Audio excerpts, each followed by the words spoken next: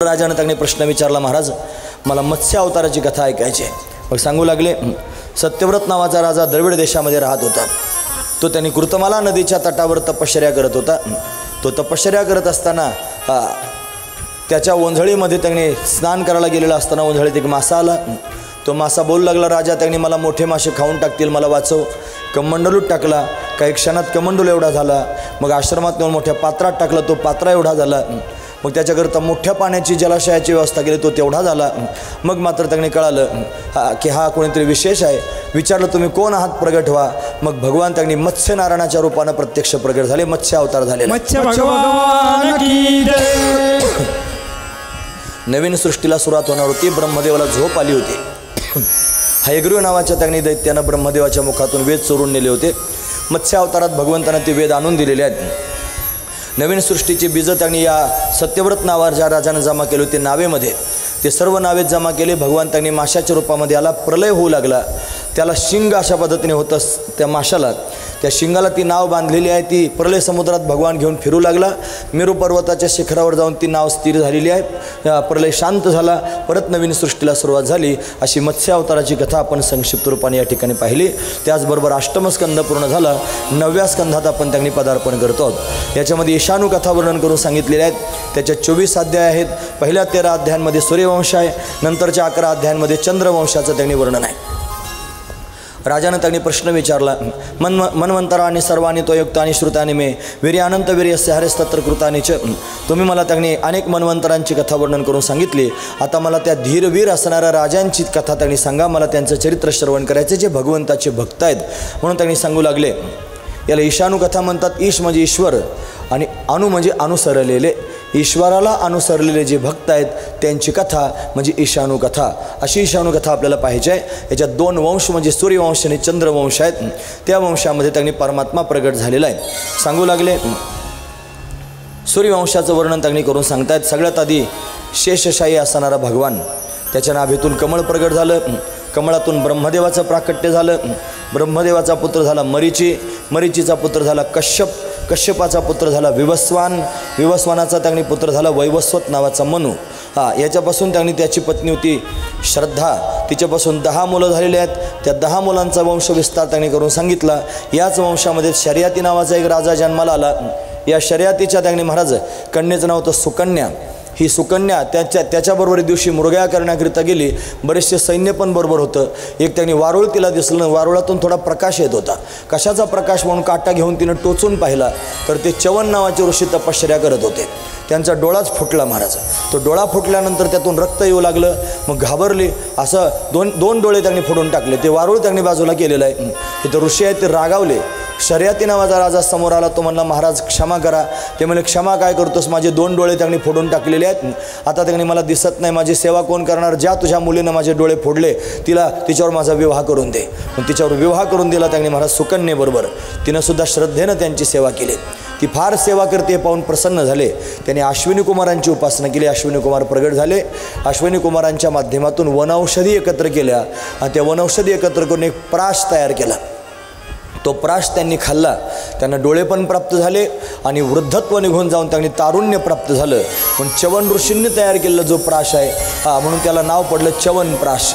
म्हणून त्याने असा च्यवन प्राश तयार झाला. तो आजही प्रचलित आहे महाराज. अशी कथा त्यांनी सांगतात. याच वंशामध्ये नभग नावाचा राजा झाला. त्याचा मुलगा झाला नाभाग.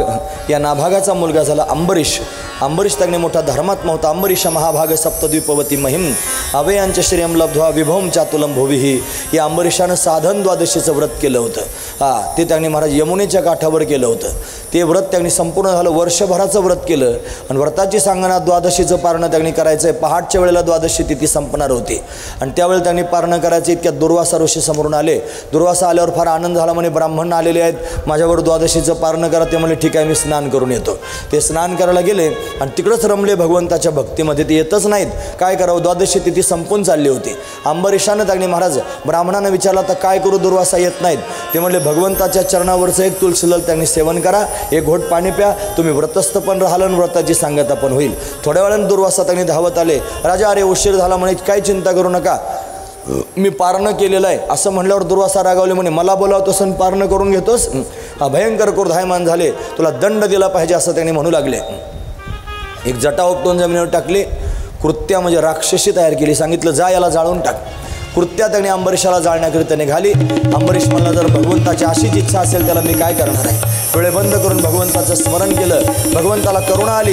भगवंतानं सुदर्शन चक्र त्यांनी पाठवलेलं आहे, ती जी कृत्या दुर्वासानं पाठवली तिला जाळून भस्म करून टाकलेलं आहे. आता सुदर्शन महाराज थांबत नाहीत, सुदर्शन दुर्वासाच्या मागे अशा पद्धतीने पडू लागले. दुर्वासा विचार करू लागले आता काय करू. दुर्वासा इंद्राकडे गेलेले आहेत. इंद्र मला इथून चालते वा. भगवान शंकराकडे गेलेले आहेत. भगवान शंकर म्हणले चक्र मीच विष्णूला दिलेलं आहे, पण ते माझ्या ताब्यात राहिले, निघून जा. भगवान विष्णूकडे गेले. भगवान विष्णू म्हणले चक्र जरी माझं असलं तरी सुद्धा ते आता अनावर झालेलं आहे, ते मला आटोपणार नाही. घरातला कुत्रा जर पिसाळला तर सगळ्यात आधी मालकालाच चावतो. तसे चक्र अनावर झालेलं आहे, माझ्यावरच आक्रमण करून येईल, तू इथून निघून जा. दुर्वासाला हाकलून दिलं. आता कुठे जाऊ, ज्याचा अपराध केलास त्याच्याकडे जा. अंबरीश महाराज त्यांनी आपल्या महाराष्ट्रातलेच आहेत महाराज. महाराष्ट्रामध्ये सोलापूर जिल्ह्यामध्ये बार्शी नावाचा तालुका आहे, बार्शी गाव आहे. त्या बार्शी गावामध्ये भगवान बार्शी तिला म्हणतात, भगवान बार्शीत उभा आहे. पण ते त्याची राजधानीचं त्यांनी ठिकाण आहे. तिथं त्यांनी अशा पद्धतीनं हा अंबरीश राहत होता. दुर्वासा त्यांनी धावतच गेले. 1 वर्षाचा कालावधी लोटलेला आहे. वाट पाहत होते माझ्याकडून ब्राह्मणाचा अपराध अशा पद्धतीने घडलेला आहे. दुर्वासा त्यांनी धावत आले, चक्र मागे अशा पद्धतीने पळत आहे. साष्टांग प्रणिपात त्यांनी अंबरीशाच्या समोर दुर्वासा ऋषींनी केला.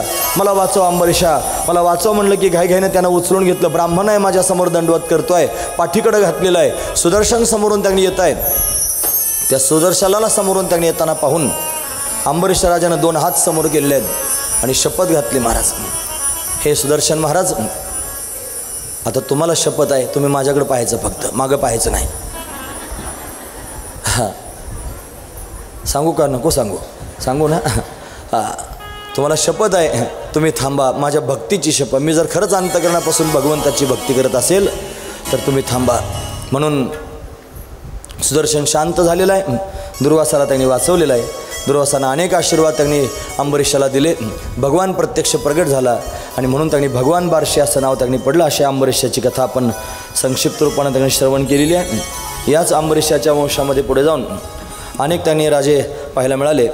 त्याच्यामध्ये सौभरी नावाच्या ऋषी, मानधाता नावाच्या राजाची त्यांनी कथा आहे. सौभरी ऋषींची कथा आलेली आहे.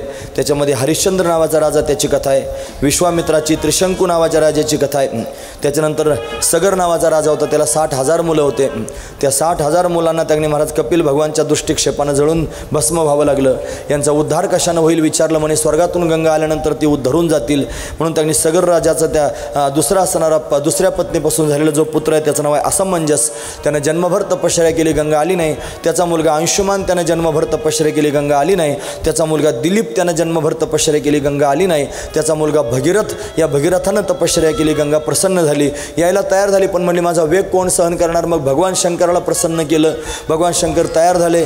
मग गंगेचा आवेग त्यांनी सहन होणार नाही, म्हणून त्यांनी ते वाट पाहत होते. त्यांनी जटा मोकळ्या सोडल्या, गंगे म्हणून हाक मारली. गंगा त्यांनी आलेली आहे, मानवती झाली होती. मग जटेमध्ये बांधून टाकले. भगीरथाकरता आली, तिचं नाव पडलं भागीरथी. भगवान शंकराच्या जटेत बांधली गेली. विनंती केली देवा तिला मुक्त करा. अंगुष्ठ प्रमाण जटेतून बाहेर आली. तिला नाव पडलं जटाशंकरी. ती पुढे त्यांनी प्रवाहित, भगीरथ पुढे चालू लागला आणि गंगा मागून मागून चालायला लागले. जन्नू नावाचा राजा तपश्चर्या करत होता. गंगेने त्याला बुडून टाकलं. तो रागावला, त्यानं पिऊनच टाकली महाराज. आता काय करो, परत भगीरथाला पंचायत पडली. किती विचारलं संकट बघा ना तुम्ही.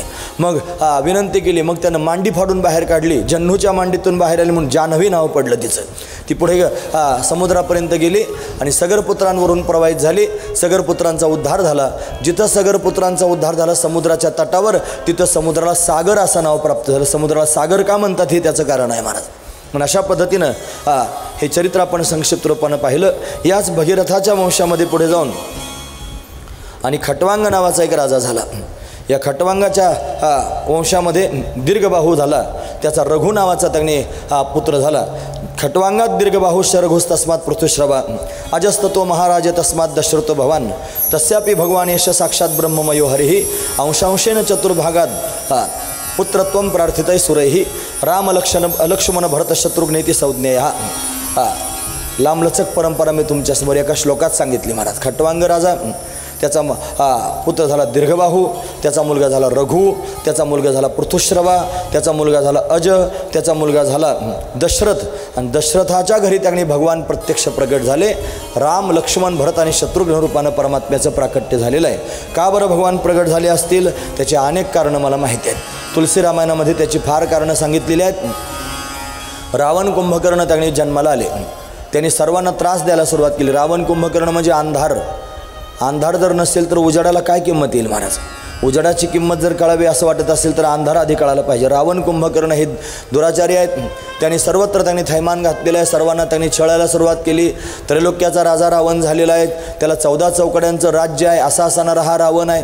यानं त्या देवतांना बंदीखान्यात नेऊन टाकलेलं आहे. सर्वजण त्यांनी घाबरले, भगवंताचं स्तवन करू लागले. आता भगवान त्यांनी प्रगट होणार आहे, पण कुठे भगवंतानं प्रगट होत? दशरथाच्या घरी भगवंताला प्रगट व्हायचं होतं. दशरथ राजाला 3 राण्या आहेत महाराज, कौशल्या, सुमित्रा आणि कैकेयी. या 3 राण्या असून संततीने पुत्रहीन समे राज्यम सर्व दुःखाय कल्पते, अशी त्याची अवस्था आहे. वशिष्ठ ऋषींकडे गेला, मला पुत्र प्राप्त व्हावा असं त्यांनी सांगितलं. ते म्हणले, त्यांनी राजा जा वनामध्ये जाऊन मृगया करून 3 पशु मारून आण. तो पशु मारण्याकरिता गेला. झाडाच्या डोलीत त्यांनी बसला होता. श्रावण बाळ आपल्या मातापित्यांना घेऊन त्यांनी काशीची यात्रा करण्याकरिता निघाला होता. पण पाणी प्यायचं म्हणून त्या कावडीत त्यांनी घेऊन चालला होता. झाडाखाली कावड टेकवली, आईवडिलांना तिथं बसवलं.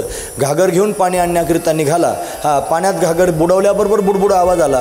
कोणीतरी श्वापत आलाय असा विचार करून आवाजाच्या दिशेनं त्यांनी राजानं बाण मारला दशरथानं.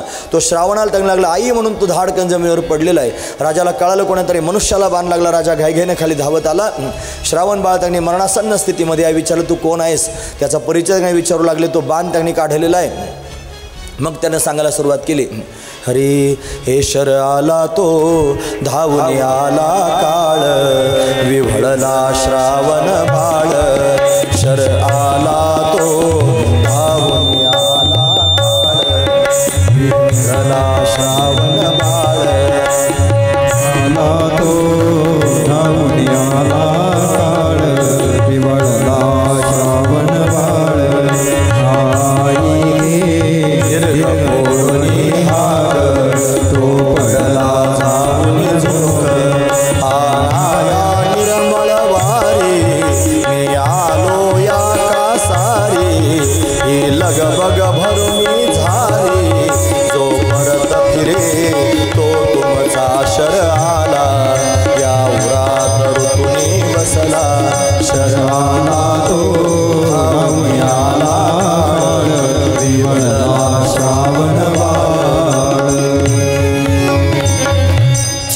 व्याकुळ झालेला आहे. त्यानं दशरथाला सांगितलं, मग माघारी करा, तुम्ही सांभाळा. होऊन या श्रावण बाळा, श्रावण बाळ होऊन माझ्या आईवडिलांचा सांभाळ करा असं सांगून टाकलं. दशरथ राजा पाणी घेऊन त्याच्या आईवडिलांच्या समोर गेला. ते पाणी पिले नाहीत. त्यांना कळालं की हा दुसराच कोणीतरी आहे. मग स्वतःचा परिचय सांगावा लागला. श्रावणाच्या मृत्यूची बातमी कळली. ती रागावून त्यांनी शाप देऊन टाकला, राजा तुला 4 मुलं असतील पण अंतकाल समायला तुझ्याजवळ कोणीच राहणार नाही, असा शाप मिळाला. आनंद पण झाला आणि दुःख पण झालं. 4 मुलं होतील याचा आनंद झाला आणि अंतकाल समायला जवळ राहणार नाही त्याचं दुःख झालं.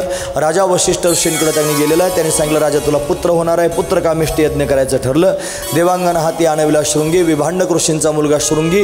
त्याला त्यांनी महाराज वृत्तीवर नव्हता, वृत्तीवर आणलं समोर. त्यांनी आणून त्याला आपली मानसकन्या त्यांनी अशा पद्धतीने शांता होती तिचा विवाह करून दिला. त्याच्या हातानं पुत्र कामिष्ट यज्ञ केला. यज्ञ नारायण प्रत्यक्ष प्रगट झाला. त्यानं प्रसाद दिलेला आहे. वशिष्ठांच्या हातात वशिष्ठांनी दशरथाला दिला. दशरथानं 3 राण्यांना तो प्रसाद वाटून दिला. यथाकाल 3 राण्या त्यांनी गर्भवती झाल्या. त्या गर्भवती झाल्या. त्यांना डोळे विचारण्याकरिता राजा गेला. 9 मास पूर्ण झाले. चैत्र शुद्ध नवमी आली. दुपारचे 12 वाजले. 3 राण्या त्यांनी प्रसूत झाल्या. कौशल्याला त्यांनी पुत्र झाला, त्याचं नाव आहे राम. सुमित्रेला त्यांनी 2 पुत्र झालेले आहेत. एकाचं नाव आहे लक्ष्मण, दुसऱ्याचं नाव आहे शत्रुघ्न. कैकेयीला 1 पुत्र झालेला, त्याचं नाव आहे भरत. असे त्यांनी मला 4 पुत्र त्यांनी प्राप्त झाले. राजाला त्यांनी दिव्य आनंद झालेला आहे. सर्व देवदेवता पुष्पांचा वर्षाव करतायत आणि जगन्नियंता परमात्मा त्यांनी 4 रूपानं प्रत्यक्ष रामचंद्र भगवान की जय, भगवान की जय, भगवान की जय, भगवान की जय. भगवान प्रत्यक्ष राम रूपानं प्रगट झालं. राम जन्म लाग सखे राम जन्मला. रामप्रभूंचं प्राकट्य झालेलं दशरथाला फार आनंद झाला, देवदेवतांना आनंद झालेला आहे. सर्वत्र अयोध्या नगरीमध्ये आनंदाचं वातावरण आहे. भगवान शंकर स्वतः त्यांनी प्रभू रामचंद्रांना पाहण्याकरिता आलेले, दिव्य आनंदाची लहर सर्वत्र शरयू नदी त्यांनी उमडून वाहते आहे. सर्वजण आनंद विभोर आहेत. गुढ्या तोरणं त्यांनी सर्वत्र आनंदाचं वातावरण पाहून देवदेवता हर्षित होऊन त्यांनी अशा पद्धतीने नाचू लागलेले आहेत. रामप्रभूंचं प्राकट्य झालेलं आहे. भगवान शंकरानं त्यांनी महाराज भविष्य सांगायला सुरुवात केली. म्हणजे त्यांनी हा मुलगा 15 वर्षाचा झाल्यानंतर एक ऋषी येतील, ते याला बरोबर घेऊन जातील असं त्यांनी सांगून टाकलं.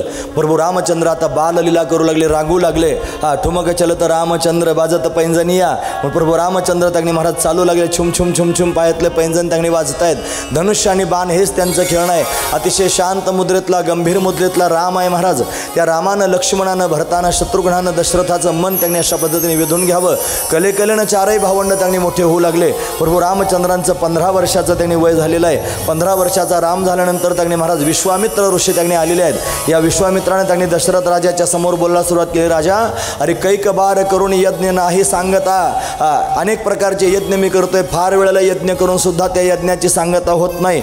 फार दुष्ट दुर्जन असणारे असुर त्यांनी उन्मत्त झालेले आहेत, यज्ञ पूर्ण करू देत नाहीत. यज्ञ रक्षणाकरिता मला त्यांनी तुझ्या मुलाची गरज आहे, पण ज्येष्ठ तुझा पुत्र मला देई दशरथा, यज्ञ रक्षणार्थ योग्य तोची सर्वथा. असं म्हणलं की दशरथ राजाला त्या श्रावण बाळाच्या आई वडिलांचा शाप त्यांनी आठवणीत आला. माझं मरण जवळ आले की काय महाराज, मी माझा मुलगा तुम्हाला देणार नाही, दुसरं काहीतरी मागून घ्या, मी स्वतः तुमच्या यज्ञाचं संरक्षण करण्याकरिता येतो. विश्वामित्र रागावले, उठून उभे राहिले. राजा, तुझा मुलगा जर देणार असशील तर बरं, नाही तर तू आठवण कर हरिश्चंद्र राजाची त्यांनी काय अवस्था केली होती, तुझा तो पूर्वज आहे. म्हणून त्यांनी थरथर कापू लागला. राजा विश्वामित्र त्यांनी असं बोलू लागले, रथा तुझा मुलगा देऊन टाक, त्याचं कल्याण होणार आहे.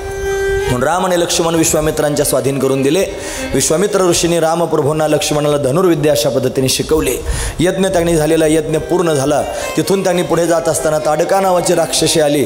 ती राक्षसी त्यांनी महाराज प्रभूंच्या हातानं मारली गेलेली आहे. यज्ञ पूर्ण झाल्यानंतर मिथिला नगरीतून एक त्यांनी महाराज अशा पद्धतीनं पत्र आलेलं आहे, जे त्यांनी सीतेच्या स्वयंवराचं असणारं पत्र आहे. म्हणून त्यांनी प्रभू विश्वामित्रांबरोबर जाण्याकरिता निघाले. अहिल्याचा उद्धार रस्त्यामध्ये अशा पद्धतीने झालेला आहे. पुढे त्यांनी मिथिला नगरीमध्ये गेले. विश्वामित्रांचं स्वागत झालं. प्रभू रामचंद्रांना, दादा लक्ष्मणाला सर्वांनी पाहिलं. आश्चर्यचकित मिथिला नगरी त्यांनी झालेली आहे. प्रभू रामचंद्रांनी दादा लक्ष्मणाला संपूर्ण मिथिला नगरी फिरून अशा पद्धतीने दाखवलेली आहे.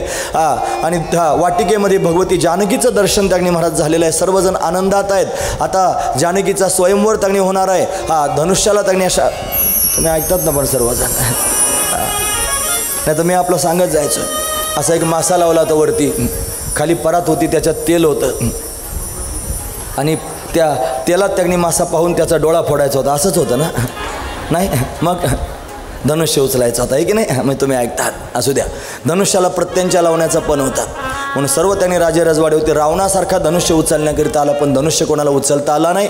मग निर्वीर पृथ्वी झाली की काय, असं जनकाच्या मुखातून शब्द बाहेर पडले. दादा लक्ष्मण त्यांनी बोलू लागला, तोंड सांभाळून बोल. ज्या सभेमध्ये प्रभू रामचंद्रात त्याच्यात निर्वीर पृथ्वी झाली म्हणतोस की काय? असं म्हणल्यानंतर त्यांनी विश्वामित्रांच्या लक्षात आलं. विश्वामित्रांनी प्रभू रामचंद्रांना आज्ञा दिली. प्रभूंनी त्यांनी विश्वामित्रांना नमस्कार केला, भगवान शंकराला नमस्कार केला, जनकाला नमस्कार केला. सहज एका हातामध्ये धनुष्य त्यांनी उचलला. प्रत्यंच्या लावण्याकरिता धनुष्य वाकवला. कडकड कडकड आवाज होत त्यांनी धनुष्य भंग झालेला आहे. जानकीनं त्यांनी वरमाला प्रभू रामचंद्रांच्या गळ्यामध्ये त्यांनी घातलेली आहे. वरमाला झालेली आहे, विवाह झाला नाही अजून. मग त्यांनी महाराज अयोध्या नगरीपर्यंत निरोप गेला. दशरथ महाराज आपल्या सगळ्या प्रजेला घेऊन त्यांनी तिथपर्यंत येऊन पोहोचलेले आहेत. सगळ्या राण्या त्यांनी पुत्र अशा पद्धतीने बरोबर आलेले आहेत. बऱ्याच काळापर्यंत तिथे राहिले. प्रभू रामचंद्रांचा विवाह संपन्न होणार आहे. त्याच राज्यामध्ये असणाऱ्या अजून 3 मुली होत्या. जनक राजाच्या राज्यामध्ये त्यांच्या भावाच्या त्यांनी मुली आणि जनक राजाची त्यांनी असणारी जानकी. म्हणून 4ही भावंडांचा विवाह करायचं ठरलं. म्हणून प्रभू रामचंद्रांचा विवाह जानकी बरोबर अशा पद्धतीने झाला. लक्ष्मणाचा विवाह उर्मिले बरोबर अशा पद्धतीने झाला. शत्रुघ्नाचा विवाह श्रुतकीर्ती बरोबर त्यांनी झाला आणि भरताचा विवाह मांडवी बरोबर त्यांनी झाला. अशा 4 त्यांनी भावंडांचे विवाह संपन्न झाले. 6 महिन्यापर्यंत सर्वजण तिथे राहिले. जनक महाराज जाऊ देत नव्हते. मग बळजबरीनं जड अंतकरणानं जानकीचं त्यांनी बोलवण केलेली आहे. आता अयोध्या नगरीमध्ये जाऊन पोहोचले. दशरथाला मोठा आनंद वाटत होता. एक दिवशी दशरथानं आरशात आपलं तोंड पाहिल्यानंतर त्यांनी त्याला जाणवलं, माझा मुकुट थोडा तिरका झालेला आहे आणि कानाजवळचं एक केस पांढरा झालेला आहे. लक्षात आलं, माझे केस पांढरे व्हायला लागले, मी आता म्हातारा व्हायला लागलेलो आहे. माझं राज्य माझ्या मुलांना देऊन टाकलं पाहिजे. वशिष्ठ ऋषींकडे गेले, म्हणे माझा एक केस पांढरा झालेला आहे, जरा कर्णमुळी सांगू आली गोष्टी. जरा म्हणजे म्हातारपण कानाजवळचेच केस आधी पांढरे होतात आणि ते सांगतात तू म्हातारा व्हायला लागला, तू देऊन टाक सगळ्या मुलांच्या ताब्यामध्ये. आता तसं होत नाही महाराज. आता राम सगळा पांढरा होतो पण दशरथ गादी सोडित नाही. अशी महत्त्वाची त्यांनी अवस्था आहे, अशी त्यांनी स्थिती घडते. दशरथ राजाने त्यांनी महाराज आपलं राज्य देऊन टाकायचं ठरवलं. वशिष्ठ ऋषी म्हणले रामाच्या राज्याभिषेकाला दुसरा मुहूर्त पाहायचा नाही, उद्याच राज्याभिषेक करायचा. राज्याभिषेक करायचं ठरलं. देवदेवतांच्या चिंता पडली, रावण कसा मारला जाईल. सरस्वती मातेच्या माध्यमातून मंथरेची बुद्धी फिरवली, मंथरेने कैकेयीची बुद्धी फिरवली. कैकेयीने 2 वरदान मागून घेतले. प्रभू रामचंद्रांनी वल्कल वस्त्र धारण केले. भगवती जानकी दादा लक्ष्मण त्यांनी वनाला जाण्याकरिता निघाले. वनवास त्यांनी प्रभूंनी स्वीकारलेला आहे. दशरथानं प्रभूंच्या वियोगामध्ये स्वतःचे प्राण सोडून दिलेले आहेत. सुमंत त्यांनी परत आलेला आहे. दशरथानं विचारलं माझा राम परत का आला नाही, सांगितलं राम प्रभू निघून गेलेत. राम राम कही राम राम कही राम राम कही राम. 6 वेळेला राम म्हणत स्वतःचे प्राण दशरथानं सोडून दिले. पुढे त्यांनी भगवान गंगा नदीच्या पलीकडे जाण्याकरिता निघालेले आहेत. केवटाची भेट झालेली आहे. केवटानं पलीकडच्या काठाला देवाला सोडलेले. जो निषाद राज होता त्या निषाद राजानं भगवंताला दूरपर्यंत नेऊन पोहोचवलेला आहे. ते पुढे जाऊन त्यांनी महाराज भरद्वाज ऋषींच्या आश्रमात गेले. त्यांनी रस्ता अशा पद्धतीने सांगितला. मग त्यांनी वाल्मिक ऋषींच्या आश्रमामध्ये गेले. त्यांनी राहण्याचं स्थान सांगितले. चित्रकूट पर्वतावर जाऊन राहा. चित्रकूट पर्वतावर त्यांनी पर्णकुटी तयार केलेली आहे. भरताला त्यांनी कळालं दशरथ राजाचा त्यांनी अशा पद्धतीने अंत्यविधी झाला. भरतानं त्यांनी आपली संपूर्ण प्रजा बरोबर घेतली. भगवंताच्या भेटीकरिता चित्रकूटावर आला. भरत भेटीचा प्रसंग मोठा विलक्षण आहे. प्रभूंनी चरण पादुका भरताला दिल्या. भरतानं त्या राज्यामध्ये आणून स्थापन केल्या. नंदीग्रामात भरत अशा पद्धतीने जाऊन राहिला. प्रभू 13 वर्षपर्यंत त्यांनी अशा पद्धतीने चित्रकूटात राहिले. तिथं जयंतानं सीतेच्या पायाला चोच मारली म्हणून ते स्थान सोडून दिलं. तिथून प्रवास करत करत भगवान पंचवटीमध्ये आले. पंचवटीत शूर्पणखा आली. तिनं सीतेवर आक्रमण केलं म्हणून त्यांनी दादा लक्ष्मणन तिचे नाक कान कापून टाकले. ती रावणाकडे धावत गेलेली आहे. रावणाला सांगितलं रावण. त्यांनी रागावला. रावण भगवती जानकीला घेण्याकरिता अशा पद्धतीने आला. साधूचा वेश धारण करून आला. सुवर्ण मृग त्यांनी झाला. मारीच त्याच्या मागे प्रभू रामचंद्र धावू लागले. सीतेच्या कटू शब्दामुळे लक्ष्मणाला सुद्धा प्रभू रामचंद्रांच्या मागे जावं लागलं. आणि आता मात्र त्यांनी रावणानं सिया कोलेच्याला रावण त्यानं त्यांनी पुष्पक विमानात बसून सीतेला न्यायचं ठरवलं. इकडे त्यांनी महाराज जटायू काका समोरून आलेले जटायूचे पंख रावणानं तोडून टाकले. त्यानंतर त्यांनी महाराज भगवती जानकीनं आपले अलंकार त्यांनी एका वस्त्रात गुंढाळून ऋष्मुख पर्वतावर टाकले. तिथं सुग्रीव त्यांनी बसला होता वानरांसहित. विमान निघून गेलेला आहे. यानंतर त्यांनी प्रभू रामचंद्र पाहण्याकरिता आले. सीता त्यांनी दिसत नाही म्हणून माझी सीता म्हणून शोध घेत अशा पद्धतीने निघालेत. जटायू काका सापडले. जटायूने सांगितलं रावणानं सीतेला नेलेलं आहे. कुठे त्यांनी गेले असेल माहीत नाही म्हणून वृक्षांना आलिंगन देतात. वेलींना त्यांनी विचारतात माझी सीता. पुढे जाऊन त्यांनी महाराज अनेकांना विचारत भगवान त्यांनी अशा पद्धतीनं आणि शबरीच्या आश्रमापर्यंत त्यांनी गेलेले आहेत. शबरीचा उद्धार त्यांनी झाला प्रभूंच्या हातानं. त्यानंतर शबरीनं सांगितलं ऋष्मुख पर्वतावर त्यांनी अशा पद्धतीने सुग्रीव राहतोय त्याची भेट घेण्याकरिता जा पंपा सरोवराच्या जवळ. तिथं त्यांनी महाराज प्रभू जाण्याकरिता निघाले. त्या ऋष्मुख पर्वतावर राहणाऱ्या सुग्रीवाला त्याच्या भावानं हाकलून दिलं होतं. वालीनं त्याची पत्नी चोरून नेली होती. सुग्रीवाची पत्नी वालीनं चोरली होती आणि तो त्यांनी महाराज उन्मत्त झाला होता. असं वाटलं त्यांनी हे 2 युवक कोण असतील म्हणून हनुमंताला पाठवलं. हनुमंतरायांनी अशा पद्धतीने प्रभू रामचंद्रांना ओळखलं आणि मग त्यांनी महाराज दोघांना आपल्या खांद्यावर घेऊन ऋष्मुख पर्वतावर त्यांनी गेलेले आहेत. सुग्रीवानं भगवंताशी मैत्री केलेली अग्नीची साक्षी त्यांनी अग्निसाक्षीला ठेवून दोघांचे त्यांनी दुःख एकच होतं. रामाची पत्नी रावणानं पळून नेली होती आणि सुग्रीवाची पत्नी वालीनं पळून नेली होती. मग भगवंतानं त्यांनी महाराज वालीला मारून अशा पद्धतीने त्याची पत्नी त्याला प्राप्त करून दिली. पण पावसाळा आला. मग पावसाळ्यात त्यांनी आता शोध व्हायची नाही म्हणून पावसाळा जाईपर्यंत थांबले. पण सुग्रीव विसरून गेला होता. भगवान रागावले मला एका बाणात मारून टाकतो तुला. मग मात्र सुग्रीव शरण आला. सगळी वानरसेना बरोबर घेऊन आलेल्या सगळ्या वानरांनी ठरलं सीतेचा शोध घ्यायचा. 4 तुकड्या तयार झाल्या. 4 दिशेला गेलेल्या आहेत. हनुमंतराय जामवंत अंगदजी त्यांनी महाराज दक्षिण दिशेला त्यांनी अशा पद्धतीने गेलेले आहेत. एका पर्वतावर त्यांनी संपाती बसला होता जो त्यांनी महाराज जटायूचा भाऊ आहे. त्यानं त्यांनी पाहिलं ही मला चांगलं खाद्य आलेलं आहे. त्या सर्वांमध्ये त्यांनी असणारा संवाद त्यांनी ऐकला. जटायूचं नाव त्यांनी घालं म्हणे जटायू किती चांगला होता आणि हा किती वाईट आहे. रामाच्या सेनेवर आक्रमण करतोय. मग ज्या संपातीनं दूरदृष्टीनं पाहिलं आणि सीता कुठे आहे ते सांगितलं अशोक वाटिकेमध्ये आहे. असं सांगितल्यानंतर कोण जाईल पलीकडच्या बाजूला. अंगदानं सांगितलं मी जाऊ शकतो पण अक्षय कुमार त्यांनी मला परत येऊ देणार नाही म्हणून मी जाऊ शकत नाही. मग हनुमंतराय त्यांनी शक्तिमान आहेत म्हणून अशा पद्धतीनं जामवंताला हे माहीत होतं. जामवंताने हनुमंताचं स्तवन केलं. जय हनुमान ज्ञान गुणसागर जय कपेसते हो लोक उजागर. असं त्यांनी हनुमंतरायांचं स्तवन केलं की हनुमंतरायांमध्ये विशाल असणारी शक्ती प्रकट. जय श्रीराम म्हणून उडी मारली. प्रभूंचं कार्य करण्याकरिता समुद्र उल्लंघन करून त्यांनी जाण्याकरिता निघाले. सिंहिका समोर त्यांनी आलेली आहे. देवमाता त्यांनी सुरसा अवस्था त्यांनी अशा पद्धतीने आलेली आहे.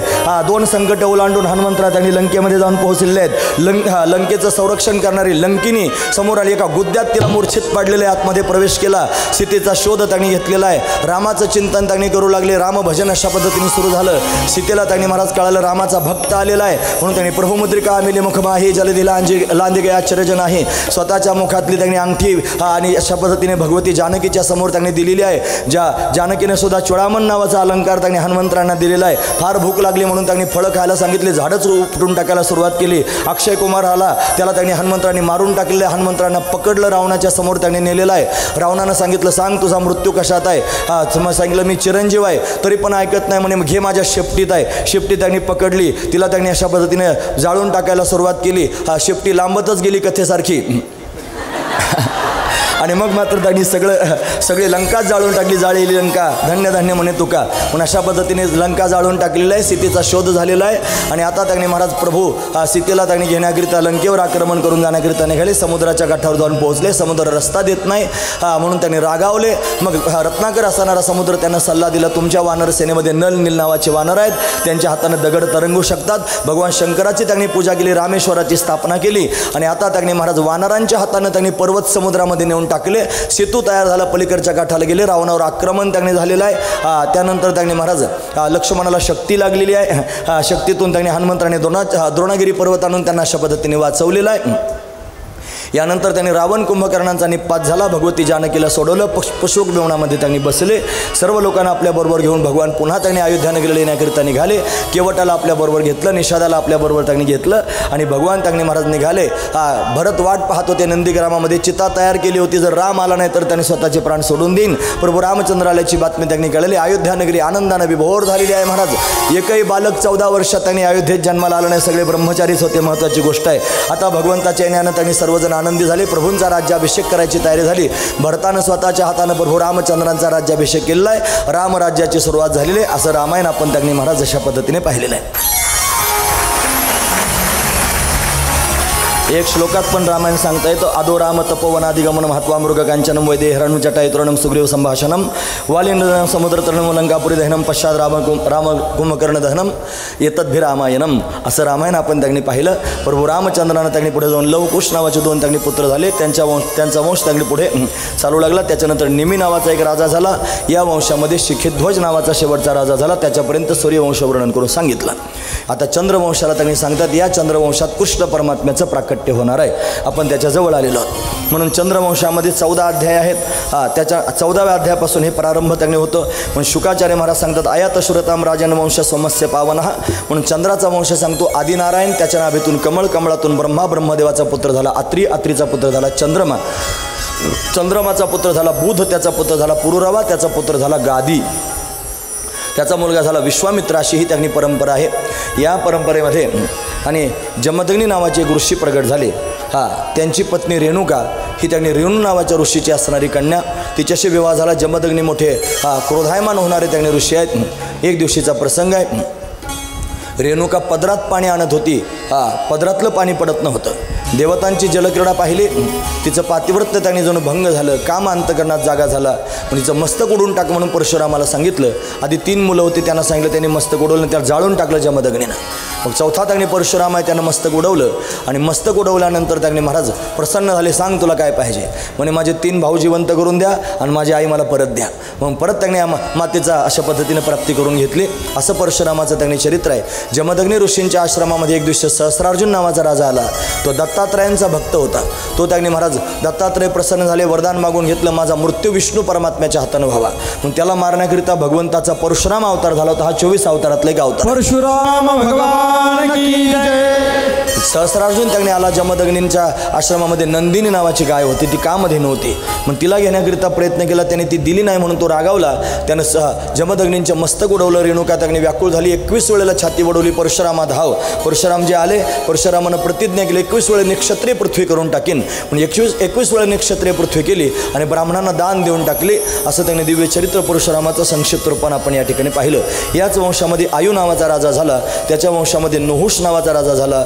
त्याला 6 मुलं होते. त्याच्यामध्ये यती, ययाती, संयाती, आयती, नियती आणि कृती अशी त्यांनी मुलं होते. याच वंशामध्ये पुढे जाऊन रंतीदेव नावाचा राजा झाला. या रंतीदेवाच्या वंशामध्ये पुढे जाऊन भरत झाला. या रंतीदेवाच्या वंशामध्ये 2 वंश सुरू झाले. एक आहे यदुवंश आणि दुसरा आहे कुरुवंश. म्हणून कुरुवंश म्हणजे कौरव पांडव आपण त्यांनी पाहिले. आता यदुवंश म्हणजे यदू राजाचा असणारा वंश. ययातीपासून तो सुरू झाला. ययातीच्या वंशामध्ये यदू झाला. या यदूच्या वंशामध्ये त्यांनी महाराज अशा पद्धतीने देवमीड नावाचा एक राजा झाला. देवमीड त्याचं नाव आहे. या देवमीडाला 2 पत्नी होत्या. एका पत्नीपासून अर्जन्य पर्जन्य मुलं झाले. त्याच्यापासून त्यांनी नंद बाबा आदी करून सगळे गोपाळ जन्माला आले. दुसऱ्या पत्नीपासून शूरसेन नावाचा मुलगा झाला. या शूरसेनाच्या घरी वसुदेव जन्माला आला. या वसुदेवाचा विवाह देवकीबरोबर झाला आणि देवकीच्या घरी भगवान श्रीकृष्ण रूपानं प्रत्यक्ष प्रगट झाला. तो मथुरेमध्ये प्रगट झाला. तिथून तो गोकुळामध्ये गेला. गोकुळामध्ये 11 वर्षापर्यंत राहिला. गोपाळांमध्ये खेळू लागला. त्यानंतर त्यांनी भगवान 14 वर्षापर्यंत मथुरेत राहिला. तिथून 100 वर्षापर्यंत भगवान द्वारिकेमध्ये राहिला. असं 125 वर्षाचं आयुष्य भगवंताला प्राप्त झालं. या दरम्यान भगवंतानं पृथ्वीवरच्या पापाचा भार त्यांनी संपवून टाकला आणि भगवान निजधामाला निघून गेला. झालं असं त्यांनी कृष्ण परमात्म्याचं चरित्र सांगितलं. आदो देवकी देवगर्भजननं गोपीगृहेवर्धनं मायापुतना जीवतापहरणं गोवर्धन धारणं कंसच्छेदनं कौरवादी हननं कुंतीसुधा पालनं एतत् भागवत पुराण कथितं श्रीकृष्णलीलामृतम. एका श्लोकात भागवत असं होऊ शकतं. म्हणजे काय महाराज, अहो 4 दिवसापासून डोळ्यात प्राण आणून वाट पाहतोय. राजा परीक्षित म्हणून 4थ्या दिवशी कृष्ण जन्म होतो कथेत. पण सकाळी 4 तास आणि संध्याकाळी 4 तास कथा झाली तर असं आहे. पण आज आपला 6वा दिवस आहे. असू द्या. आम्ही कृष्ण जन्माकरिता असावलेलो आहोत. तुम्ही काढेना औषध लावून मोकळे झाले. आम्हाला सांगा ना कृष्ण जन्म. त्याने विस्तारानं मग सांगू लागले. ऐका.